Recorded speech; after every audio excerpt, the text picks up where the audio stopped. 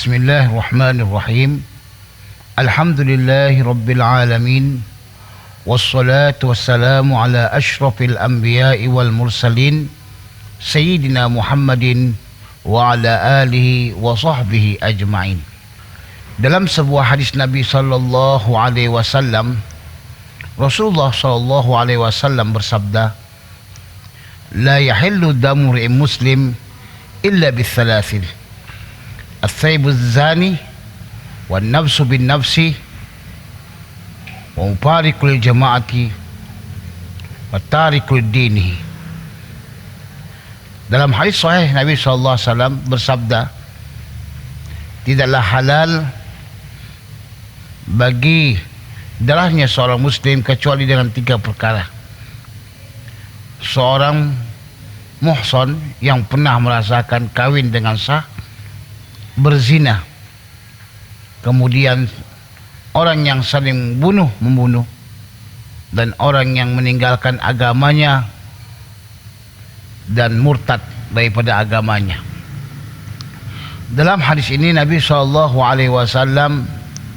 menyatakan bahwasanya orang yang melaksanakan daripada perbuatan-perbuatan ini adalah mendapatkan hukuman dari Allah Subhanahu wa taala. Dan Islam adalah merupakan agama yang membawakan masalihul marsalah, yang membawakan kepada kebaikan. Yang pertama, Islam mengharamkan zina. Allah Subhanahu wa taala berfirman, "Wala taqrabuz zina." Jangan kamu hampiri zina. Maka Allah Subhanahu wa taala menjaga keturunan daripada seseorang dengan mengharamkan zina dan menghalalkan nikah. Ketika Allah menghalalkan nikah, maka Allah tutup pintu daripada pintu kejahatan, yaitu zina. Maka siapa saja yang telah merasakan nikah kemudian dia berzina, maka dihukum dirajam sampai meninggal dunia. Kenapa orang yang pernah menikah dirajam? Karena mudaratnya lebih banyak, yaitu menghancurkan daripada keturunan mereka. Nabi SAW inginkan daripada keturunan muslim yang baik, yang benar-benar terjaga nisbah dan keturunan mereka.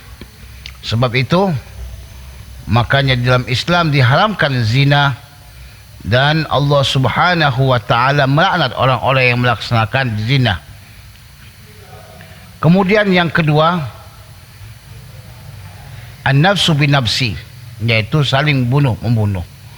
Jika terjadi pembunuhan dengan sengaja, maka orang yang membunuh dengan sengaja akan dibunuh.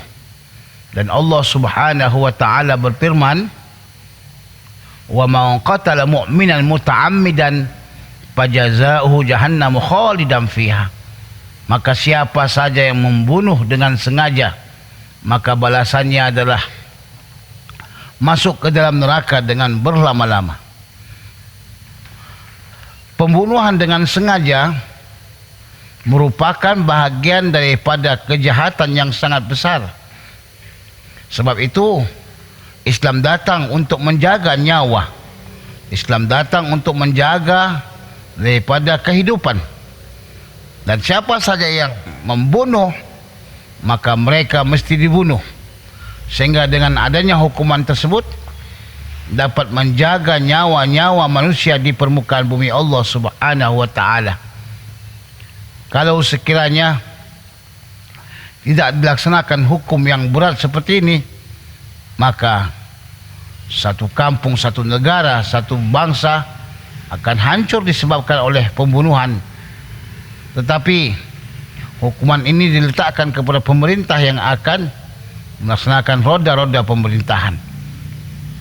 Sebab itu, sebagaimana dikatakan tadi, Islam adalah agama yang menjaga nyawa dan ruh, dan telah mengharamkan orang lain untuk membunuh, untuk menghilangkan nyawa orang lain. Maka balasan orang yang membunuh dengan sengaja adalah dibunuh kembali. Diwajibkan bagi mereka dilaksanakannya qisas. Kutiba alaikumul qisasu fil qatlah, telah diwajibkan bagi kamu qisas bagi orang-orang yang telah membunuh. Dan yang ketiga adalah murtad, wal iyadu billah. Karena kedatangan Islam adalah menjaga agama. Sebab itu Islam melarang umatnya untuk murtad daripada agamanya. Silahkan masuk kepada Islam, tapi ketika kita masuk ke dalam Islam, kita dilarang untuk keluar daripada Islam. La ikraha fid din. Tidak ada paksaan dalam agama. Silakan pilih Islam, silakan masuk ke dalam agama Islam.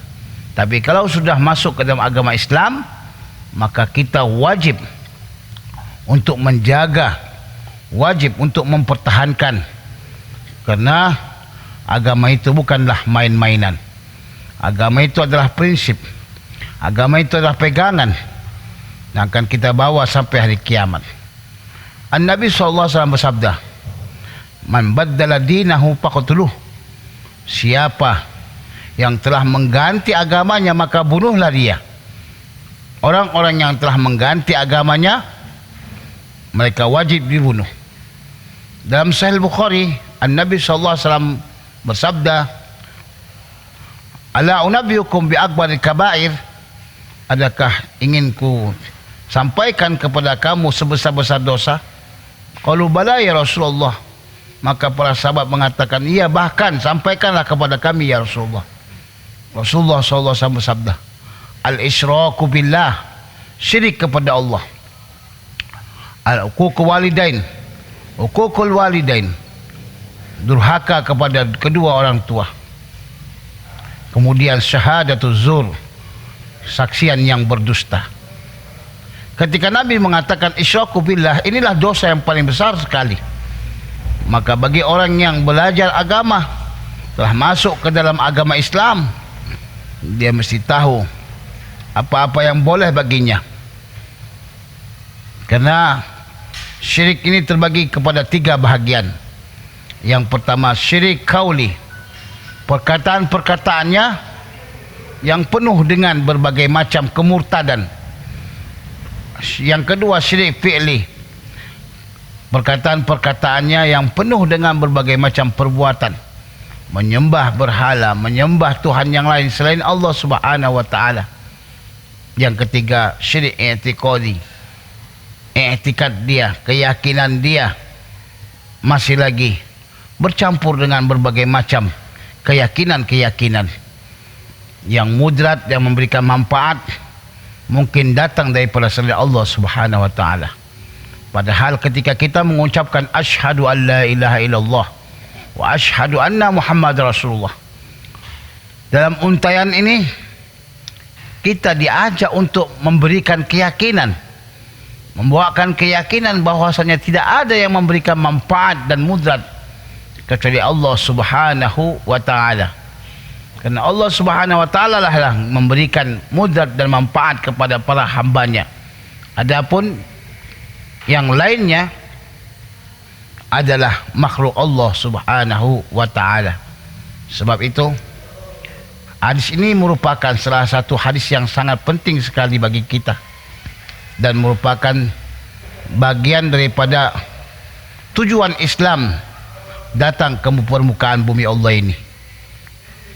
Bagi para pelajar semestinya mempelajari dan menghafal hadis ini, sehingga dia tahu apa saja yang digunakan dan apa saja yang dibawa oleh Islam sebagai rahmatan lil alamin. Mudah-mudahan insyaallah taala biiznillah kita dapat hafal dan memahami hadis Nabi SAW, sehingga kita dapat menjauhkan diri kita daripada hal yang 3 ini, yaitu berzina, membunuh, dan murtad, wal iyadu billah. Mohon maaf atas segala kesalahan. Wabillahi taufiq wal hidayah. Assalamualaikum warahmatullahi wabarakatuh.